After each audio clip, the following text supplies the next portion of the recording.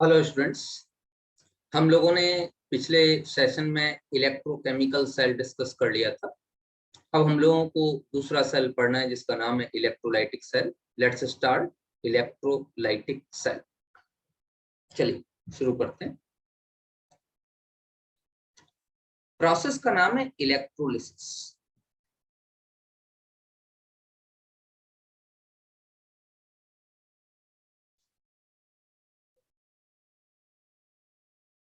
हिंदी में कहते हैं विद्युत अपघटन।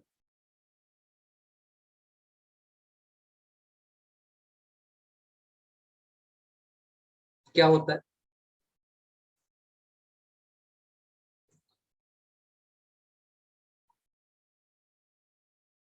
When a non-spontaneous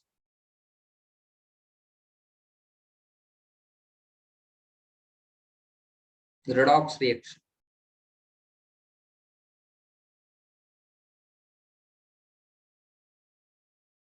become spontaneous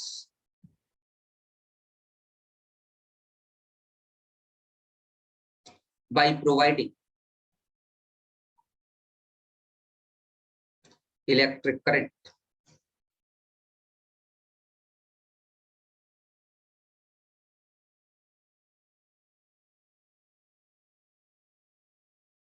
It is known as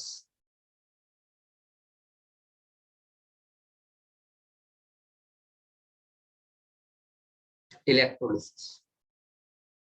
कोई अस्वतः रिडॉक्स प्रक्रम स्वतः रिडॉक्स प्रक्रम में परिवर्तित हो जाए तो इसी को इलेक्ट्रोलिसिस कहते हैं। और उसको स्वतः रिडॉक्स प्रक्रम में परिवर्तित होने के लिए एक इलेक्ट्रिक करंट की रिक्वायरमेंट पड़ती है। इसका मतलब जो रिएक्शन नहीं हो रही थी वो रिएक्शन इलेक्ट्रिक करंट देने के बाद शुरू हो जाती। मैं ये भी कह सकता हूं कि इलेक्ट्रिकल एनर्जी केमिकल एनर्जी में कन्वर्ट। तो लिखिए here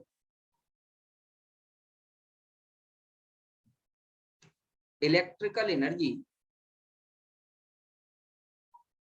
is converting into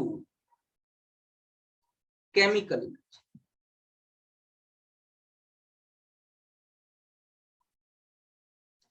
electrical energy का कन्वर्जन केमिकल एनर्जी में। This process takes place in electrolytic cell.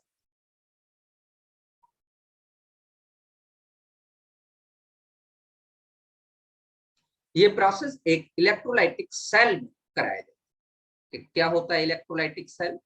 चलो उसके बारे में बात करते हैं। तो हम लोग अब बात करने जा रहे हैं इलेक्ट्रोलाइटिक सेल।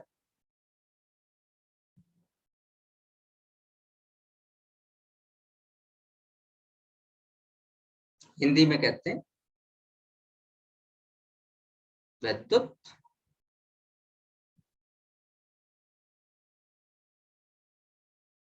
अपघटनी सेल। इस विद्युत अपघटनी सेल में होता क्या है?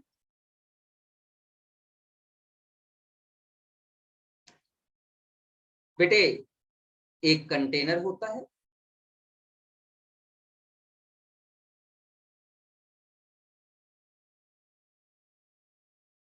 जिस कंटेनर में 2 इलेक्ट्रोड लगाए जाते हैं।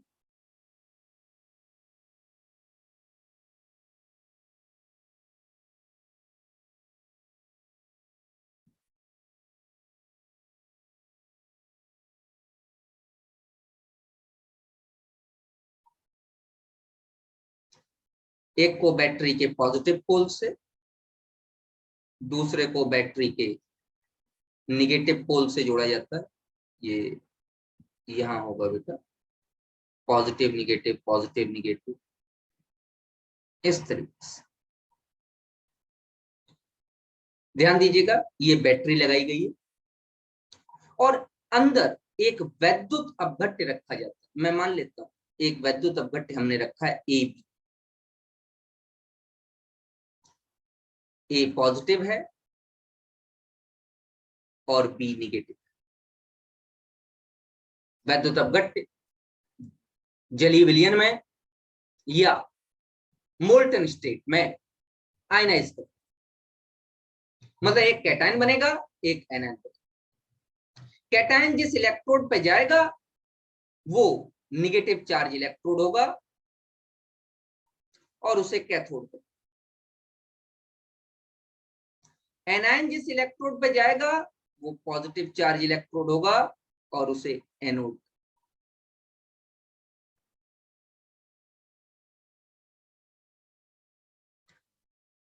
ये ओल्ड कॉन्सेप्ट, नया कॉन्सेप्ट तो मैं आपको पढ़ा चुका हूं कि एनोड वो इलेक्ट्रोड होगा जिस पर ऑक्सीडेशन होता है और कैथोड वो इलेक्ट्रोड होगा जिस पर रिडक्शन। तो पहली बार क्या होगा, बी निगेटिव एनोड पे जाएगा, मतलब एट एनोड,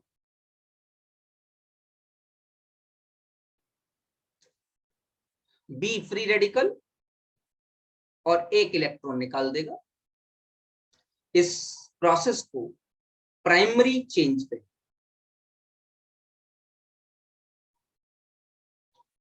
दो बी निगेटिव दो फ्री रेडिकल बनाएंगे, दो इलेक्ट्रॉन निकालेंगे और ये बी फ्री रेडिकल से मिलकर B2 बना लेगा। इसे द्वितीयक परिवर्तन या सेकेंडरी चेंज। टोटल क्या होगा,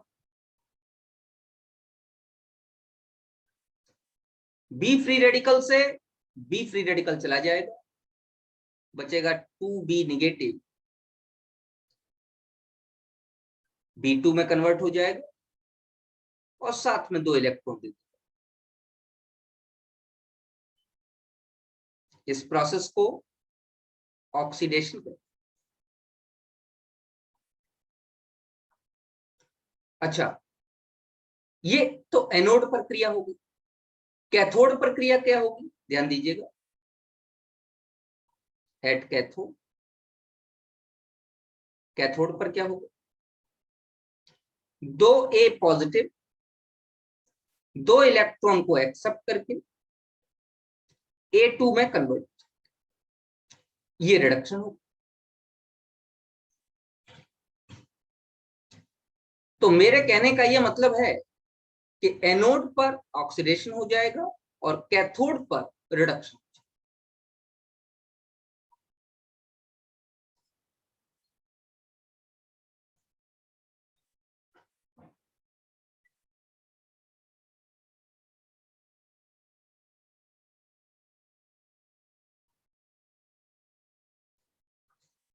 ए बी एक वैद्युत अपघट्य था, जैसे NaCl, जैसे KCl। आप सोच के देखिए बच्चों, क्या आप NaCl में से सोडियम और क्लोरीन को अलग अलग कर सकते हो? नहीं कर सकते। ये एक नॉन स्पॉन्टेनियस प्रोसेस।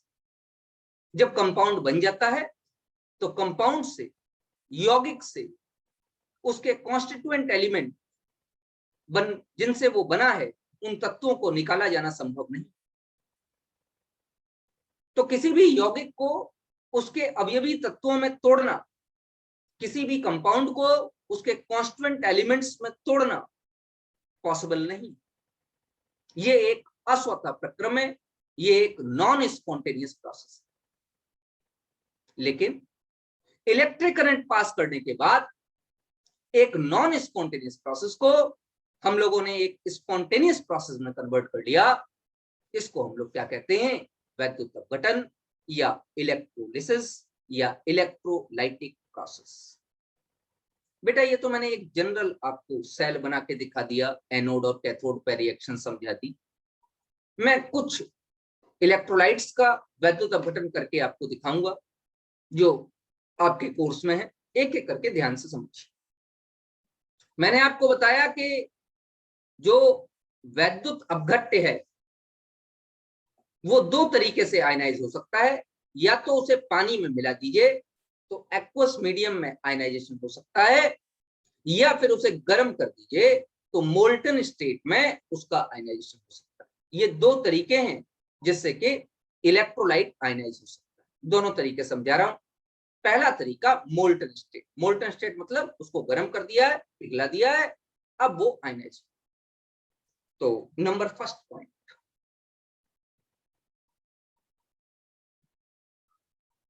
इलेक्ट्रोलिसिस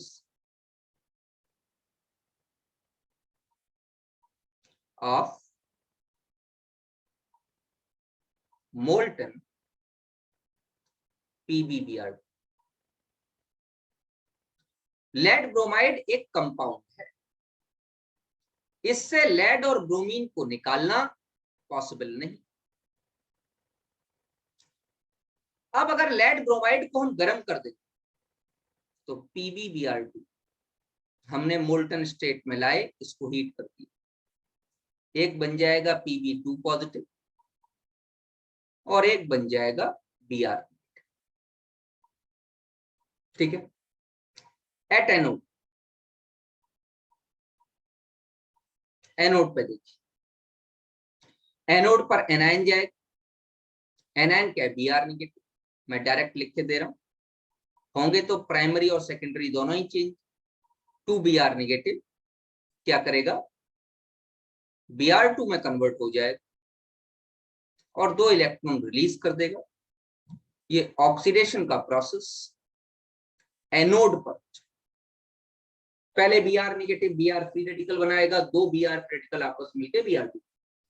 ये मैंने डायरेक्ट एक रिएक्शन लिख दी। दोनों चेंज मैंने पिछले पेज पर आपको दिखाए हैं, प्राइमरी चेंज और सेकेंडरी चेंज। यहां पर मैंने डायरेक्ट रिएक्शन लिख रखी है, 2Br negative gives Br2 plus. अब ये जो 2 इलेक्ट्रॉन है, ये 2 इलेक्ट्रॉन कैथोड पे जाएंगे और कैथोड पर क्या होगा, ध्यान से देखिए, रिडक्शन एट कैथोड। कैथोड पर रिडक्शन होगा, लेड Pb2 पॉजिटिव इन्हीं 2 इलेक्ट्रॉन को एक्सेप्ट करेगा और Pb में कन्वर्ट हो जाएगा। ये प्रोसेस रिडक्शन के, तो एक प्रोसेस ऑक्सीडेशन हुआ, एक प्रोसेस रिडक्शन हुआ। एनोड पर ब्रोमीन निकल गई, कैथोड पर लेड डिपॉजिट हुई। तो लेड ब्रोमाइड जो एक कंपाउंड था, उसको हम लोगों ने लेड और ब्रोमीन में तोड़ दिया। ऊपर ध्यान देना, ये आयनाइजेशन था, ये टूटना नहीं था, ये आयनाइजेशन था। यहाँ लेड आयन बन रहा था और ब्रोमाइड आयन, लेकिन यहाँ पे हमने क्या बना दिया, लेड बना, और यहाँ ब्रोमीन निकाल। तो एनोड पे ब्रोमीन निकल रहा है और कैथोड पे लेड। सीधी सीधी बात है कि लेड ब्रोमाइड लेड और ब्रोमीन से ही बना हुआ था, और लेड ब्रोमाइड कंपाउंड को हम लोगों ने लेड और ब्रोमीन में कन्वर्ट कर दिया। ये एक प्रोसेस ऐसा था जो नहीं होना चाहिए था, नॉन स्पॉन्टेनियस था, लेकिन ये प्रोसेस हो गया। कैसे हो गया, क्योंकि हमने बैटरी लगाई, 2 इलेक्ट्रोड के बीच में इलेक्ट्रिक करंट सप्लाई किया और प्रोसेस करा दी। तो एक केमिकल रिएक्शन जो नॉन स्पॉन्टेनियस थी, इलेक्ट्रिक करंट सप्लाई करने के बाद वो स्पॉन्टेनियस केमिकल रिएक्शन में कन्वर्ट हो गई। इसी प्रोसेस को इलेक्ट्रोलिसिस कहा जाता है। ये बात तो तब की थी जब हमने मोल्टन लेड प्रोवाइड किया था, हम लोगों ने मेल्ट कर दिया था, जिसमें एक जो है कैटायन बना और एक एनायन। अगर हम एक्वस मीडिया में डालें तो क्या, एक्वस मीडिया में समस्या है कि आयंस भी बनेंगे और साथ में वाटर भी प्रेजेंट। तो उस केस में इलेक्ट्रोड की ये चॉइस होगी कि वो किस आयन को डिस्चार्ज होने दे। थोड़ा सा समझेंगे। मान लीजिए कि मैं बात कर रहा हूं, एक एग्जांपल लेता हूं।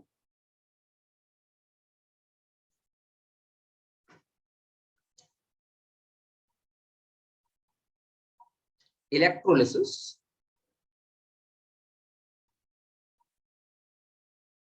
Of water. इसको बेटा एसिडुलेटेड वाटर भी कह सकते, या यहां आप वेरी डाइल्यूट या डाइल्यूट H2SO4 भी। ऐसा क्यों? जब हम वाटर की बात कर रहे हैं तो ये H2SO4 क्यों कहां से आ गया? देखो बेटा, इलेक्ट्रोलाइट्स क्या होते हैं? आयनिक इक्विलिब्रियम में हम पढ़ चुके हैं कि इलेक्ट्रोलाइट्स वो कंपोनेंट होते हैं जो मोल्टन स्टेट में या एक्वस सॉल्यूशन में आयनाइज करते हैं। देखो, वाटर का Kw होता है 10⁻⁻14 equilibrium constant, ionisation constant of water. आपको मालूम है कि अगर किसी का भी K इक्विलिब्रियम कांस्टेंट 10⁻³ से कम है तो वो रिएक्शन, वो प्रोसेस नहीं। तो 10⁻³ तो बहुत ज्यादा है, ये वैल्यू तो 10⁻⁻14 बहुत कम है। तो क्या वाटर का आयनाइजेशन पॉसिबल है? नहीं, self ionisation of water is not possible. इसका मतलब वाटर को इलेक्ट्रोलाइट नहीं। इसको का आयनाइजेशन इंक्रीज करने के लिए इसमें 4-6 drop, 4 to 5 drops concentrated H2SO4 मिला देते। अब बहुत बड़े पानी के कंटेनर में 4-6 बूंद कंसंट्रेटेड H2SO4 मिलाओगे तो पूरा का पूरा पानी का कंटेनर डाइल्यूट H2SO4 का हो जाए। मेरी बात समझ में आ रही है नहीं? तो पूरा का पूरा कंटेनर डाइल्यूट H2SO4 मान के चलेंगे, क्योंकि आपने बहुत बड़े वाटर कंटेनर में आपने 4-5 ड्रॉप्स H2SO4 डाल दिया। तो अगर आप 4-5 ड्रॉप्स H2SO4 उस बहुत बड़े वाटर के कंटेनर में डाल रहे हैं तो उस केस में जो सॉल्यूशन है वो डाइल्यूट H2SO4 बना जाए। तो आप इलेक्ट्रोलिसिस ऑफ वाटर कह सकते हैं, इलेक्ट्रोलिसिस ऑफ डाइल्यूट H2SO4 कह सकते हैं, इलेक्ट्रोलिसिस ऑफ एसिडुलेटेड वाटर। मेरी बात समझ में आ रही है मैं क्या कह रहा हूं? मुझे रिप्लाई करेंगे सभी बच्चे। क्लियर? मेरी बात समझ में आ रही है? भीमराज एक ने रिप्लाई किया, और बात बाकी वेरी गुड। ठीक है, तो इनमें से मैं कुछ भी कर सकता हूं। तो मैं इसको नीचे लिख भी रहा हूं बेटे, ध्यान देना इस चीज को, मैं इसको नीचे लिख भी रहा हूं। Water is a very very weak electrolyte having Kw is equal to 10⁻⁻14. Thus self ionization of water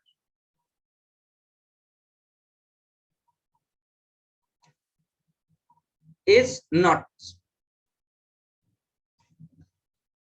Thus we add a small amount of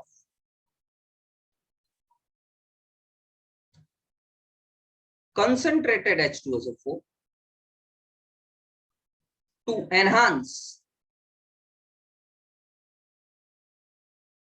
the ionization of water. Water का आयनाइजेशन इंक्रीज करने के लिए, enhance करने के लिए हम उसमें कुछ क्वांटिटी में कंसंट्रेटेड H2SO4 मिला। चलिए आगे बढ़ते हैं। हमने क्या काम किया है? हमने वाटर में कुछ अमाउंट में कंसंट्रेटेड H2SO4 डाला। H2SO4 तत्काल आयनाइज हो जाएगा H पॉजिटिव में, SO4 2 निगेटिव। वाटर आयनाइज होगा? नहीं आयनाइज होगा। तो एनहांस किया था तो थोड़ा बहुत प्रभाव पड़ेगा, हाँ पड़ेगा। तो उस थोड़े बहुत प्रभाव के लिए आप अपनी याद करने के लिए, देखो बेटा इसको कहीं लिखना, वाटर आयनाइज नहीं होगा, ये मैं पहले आपको बता, लेकिन अपनी याददाश्त दुरुस्त करने के लिए आप क्या काम कर लेंगे कि हमने H2SO4 मिलाया ही इसलिए है कि वाटर का H पॉजिटिव और OH निगेटिव में आयनाइजेशन की तरफ थोड़ा सा रेट बढ़ गया। वाटर आयनाइज नहीं होगा, ये बात मैं भी बता, आप थोड़ा सा H2SO4 मिला के वाटर का आयनाइजेशन थोड़ा सा इंक्रीज कर सकते हैं, मैं मान सकता हूं, 10⁻14 है वो नीचे आ जाएगा, काफी नीचे आ जाएगा, 10⁻4 -5 तक पहुंच सकता है। लेकिन वाटर 10⁻5 -6 पर भी आयनाइज नहीं होता। तो मैं ये कहना चाहता हूं कि हमने किस लिए किया था कि एच आयन और ओ एच आयन में आयनाइजेशन शुरू हो थोड़ा बहुत। चलिए, तो एट एन एनोड पर क्या एनायन जाएगा, both SO4 2 negative and water will go, कहां जाएगा, टुवर्ड्स एन। बट वाटर, और वाटर कौन सा part, OH having lesser discharge potential, lesser discharge potential. Discharge potential की हिंदी होती है उत्सर्जन विभव। डिस्चार्जेस एट एन, और होगा क्या, 2OH negative H2O plus half O2, मतलब एनोड पर ऑक्सीजन निकलेगी और 2 इलेक्ट्रॉन में कन्वर्ट हो जाएगा। और ये प्रोसेस ऑक्सीडेशन, इलेक्ट्रॉन निकल रहे हैं ना, इलेक्ट्रॉनों का निकलना ऑक्सीडेशन क्या। अब सबसे बड़ी समस्या ये है कि ये जो नया वर्ड आपके सामने आ गया, मैं हाईलाइट कर रहा हूं इस वर्ड को, डिस्चार्ज पोटेंशियल। यह शब्द क्या है, इसका क्या मतलब है। देखो बेटा, पहले तो मैं एक जादू समझा दूं, फिर मैं इस शब्द के बारे में भी आपको सब कुछ बताऊं।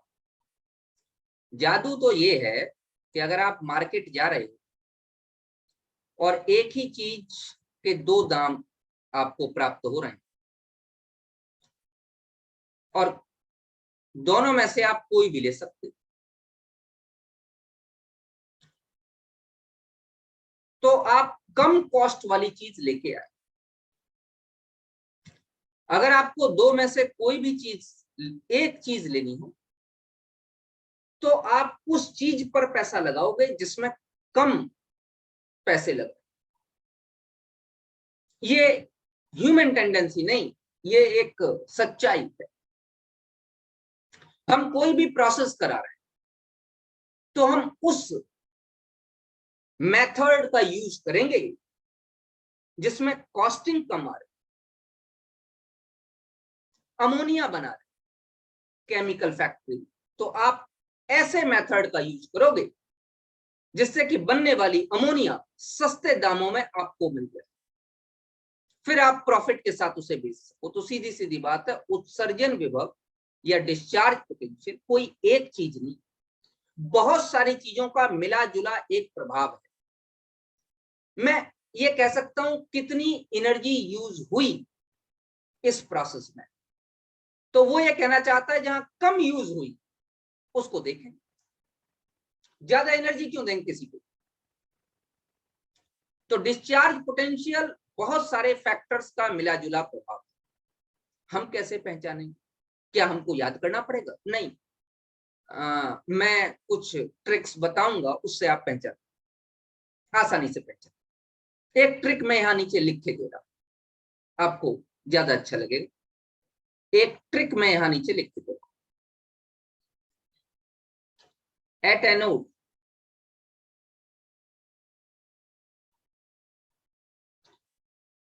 ion having lesser SRP have lesser DP, DP मतलब डिस्चार्ज पोटेंशियल। जिस आयन का SRP कम होगा उसका डिस्चार्ज पोटेंशियल कम होगा एनोड पर। 98% यही चांसेस है। तो आप कहोगे सर आपने 2% क्यों छुपा लिए, बताऊंगा जब मैं आपको NaCl का इलेक्ट्रोलिसिस कराऊंगा तब बताऊंगा। क्लोराइड आयन पानी के साथ बदमाशी करता है। सिर्फ क्लोराइड आयन एक ऐसा, क्योंकि क्लोराइड आयन और पानी का जो SRP है वो लगभग क्लोज है, बहुत पास है, तो क्लोराइड आयन की पानी के साथ लड़ाई, क्लोराइड आयन लड़ भिड़ के पानी से जीत गया, उस केस में SRP वैल्यू काम नहीं। बाद बाकी सारे केसेस जितने भी आपके में है वहां SRP वैल्यू काम करेगा, लड़ाई सिर्फ सॉल्युबल क्लोराइड। तो इसीलिए मैं बता रहा हूं, ये जो मेरी ट्रिक है जो मैंने ब्लू से लिखी है, SRP तो याद है, भूल तो नहीं गए। इलेक्ट्रोकेमिकल सीरीज में सारे SRP के वैल्यूज आप लोगों ने निकाले थे वैद्युत रासायनिक श्रेणी में, याद है प्रियांशी, देव है, ईशा, SRP याद है। मैं ये नहीं कह रहा कि रटे हुए हैं या नहीं, मालूम है ना SRP क्या होता है। हमने SHE के रिस्पेक्ट में बहुत सारे इलेक्ट्रोड विभव निकाले थे, मैंने कहा था इसको वैद्युत रासायनिक श्रेणी कहेंगे और ये सारे मान आपको पेपर में दिए जाएंगे। तो मालूम है SRP किसको कहते हैं, स्टैंडर्ड रिडक्शन पोटेंशियल, मानक अपचयन विभव। तो SRP वैल्यू देखकर आप बता सकते, SRP दी जाएंगी, वो रटने की जरूरत नहीं। इलेक्ट्रोकेमिकल सीरीज में जो SRP के मान आप लोग निकाले थे, SRP की वैल्यूज आपने निकाली थी, उसको देख के बता सकते। तो एनोड पर जिस आयन का SRP कम है उसका डिस्चार्ज पोटेंशियल भी कम होगा, क्योंकि एनोड पर ऑक्सीकरण होगा। जिसका SRP कम होता है उसका ऑक्सीडेशन होता है। तो एनोड पे तो आप इस तरीके से पता लगा सकते। एक जगह गड़बड़ है NaCl में, वो मैं बताऊंगा, बात बाकी हर जगह ट्रिक काम करेगी, ठीक है। अब बात करते हैं कैथोड।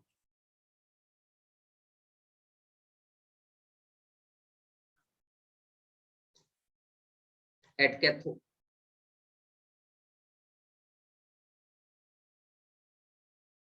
कैथोड पर क्या होगा,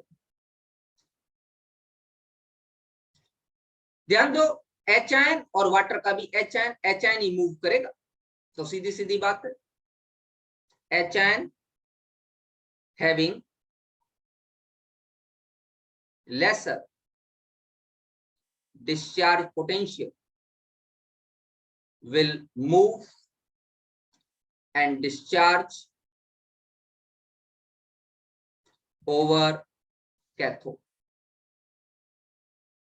तो बेटा पानी से कम डिस्चार्ज पोटेंशियल H आयन का पाया गया, क्या पानी भी कैथोड पे पहुंचेगा, हाँ पहुंचे, 2H पॉजिटिव प्लस 2 इलेक्ट्रॉन मिलके दे देगा हाइड्रोजन गैस। तो मैं ये कह रहा हूं कि कैथोड पर हाइड्रोजन मुक्त होगी और एनोड पर ऑक्सीजन मुक्त होगी, ठीक है बच्चों। अब जरा ध्यान से देखिए, यहां के लिए मैं क्या ट्रिक लिखा था, अब पानी और H आयन में लड़ाई, तो ठीक, यहां के लिए भी ट्रिक लिखा देते। एट कैथोड आयन या स्पीसीज जो भी आप ले रहे हो, हैविंग ग्रेटर SRP, जिसका SRP ज्यादा होगा, विल हैव लेसर DP, उसका डिस्चार्ज पोटेंशियल कम। बेटे जिसका SRP ज्यादा होता है उसका अपचयन होता है, और कैथोड पर अपचयन होगा, तो जिसका SRP ज्यादा होगा वो आसानी से अपचयित हो जाएगा, या उसका डिस्चार्ज पोटेंशियल कम होगा और वो डिस्चार्ज। तो ध्यान दीजिएगा, दोनों ही इलेक्ट्रोडों पर, चाहे एनोड हो चाहे कैथोड, जिस आयन का, जिस स्पीसीज का, जिस आयन का डिस्चार्ज पोटेंशियल कम होगा वही डिस्चार्ज होगा। एनोड पर किसका डिस्चार्ज पोटेंशियल कम होगा, जिसका SRP कम। कैथोड पर किसका डिस्चार्ज पोटेंशियल कम होगा, जिसका SRP ज्यादा। क्या आप समझ पा रहे हैं मेरी बात? देखो भाई, रिप्लाई नहीं करोगे तो मैं आगे पढ़ाऊंगा नहीं। आपको रिप्लाई तो मुझे करना पड़ेगा। नहीं समझ में आया तो एन टाइप करो, समझ में आ गया तो वाई टाइप करो। Very good, very very good, समझ में आ गया। हाँ, और कोई प्रॉब्लम है तो आप अपना माइक्रोफोन यूज कर सकते हैं, मुझसे बात कर सकते हैं। लाइव क्लास है, कोई समस्या है आप बात कर सकते हैं। मैं बेटा कोर्स को दौड़ा नहीं रहा, मैं बहुत आसान आराम आराम से आपको समझा के पढ़ा रहा हूँ, इसलिए बिल्कुल घबराओ नहीं। और आराम से मुझसे कोई भी प्रॉब्लम हो तो शेयर कि सर यहाँ नहीं समझ में आया या यहाँ दिक्कत है तो बताओ। मैंने बता दिया, एसआरपी का मान याद नहीं करना, वो आपको दिया जाए। फिलहाल इस केस में आपको थोड़ा सा ध्यान रखना पड़ेगा कि कौन डिस्चार्ज हो रहा। अब जैसे आपने सल्फेट आयन और वाटर के बीच में रिलेशन देख लिया, तो याद रखो कि वाटर डिस्चार्ज हो, एच आयन और वाटर में कैथोड पर एच आयन डिस्चार्ज हो। अब यहाँ पर एक सवाल होता है बहुत प्यारा। सवाल यह है कि जल का वैद्युत अपघटन कराने के बाद शेष बचे विलयन का पीएच क्या हो। After electrolysis the pH of the solution. Question लिख रहा हूं, ध्यान से देखिए। क्वेश्चन ये बनता है, आप क्वेश्चन कह रहा है कि आफ्टर इलेक्ट्रोलिसिस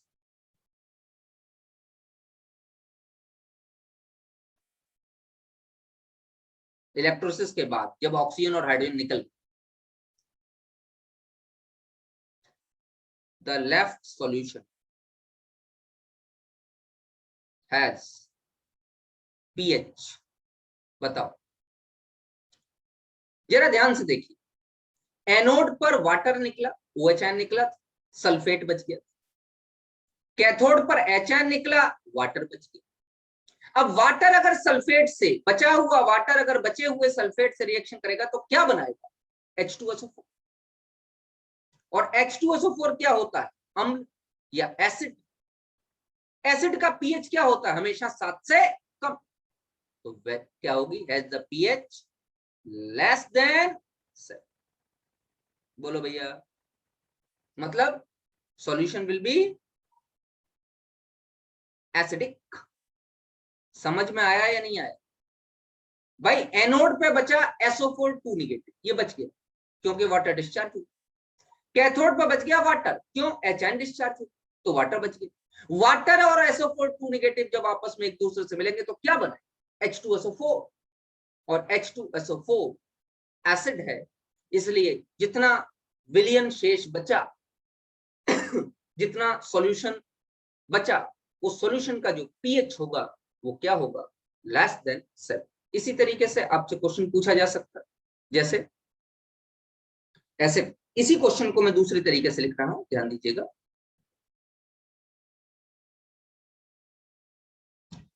मैं क्वेश्चन ऐसे लिख रहा हूं कि after electrolysis of water the rest solution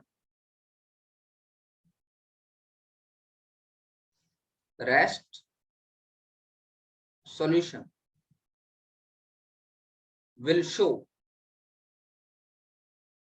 the change। क्या चेंज शो करेगा, पहला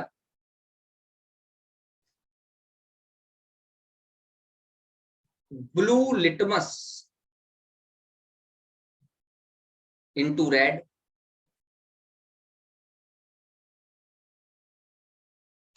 red litmus into blue, no effect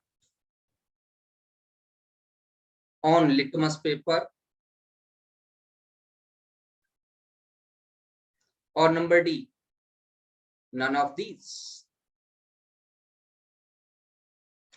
आपको मालूम है कि जो बचा हुआ सॉल्यूशन है H2SO4 प्रेजेंट है उसमें, और H2SO4 एसिड जिसका पीएच लेस देन 7 हो। एसिड का लिटमस पेपर पे क्या इफेक्ट होता है, ब्लू को रेड में कन्वर्ट कर दो, याद है? तो आंसर क्या हो? आंसर विल बी ए, कि आफ्टर इलेक्ट्रोलिसिस जो बचा हुआ सॉल्यूशन है वो एसिडिक हो जाएगा और वो ब्लू लिटमस पेपर को रेड लिटमस पेपर में कन्वर्ट।